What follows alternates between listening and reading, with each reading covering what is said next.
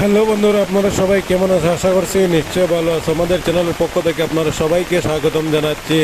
আজকের এই ভিডিওতে আপনাদের সাথে শেয়ার করতে যাচ্ছি যে বরাকের জল ওভারফ্লো হয়ে ভিতরে প্রবেশ করছে। আপনারা ভিডিওটা শেষ পর্যন্ত দেখুন। আমি বর্তমানে বরাক নদীর পাশে আছি, আপনারা ভিডিওটা শেষ পর্যন্ত দেখবেন।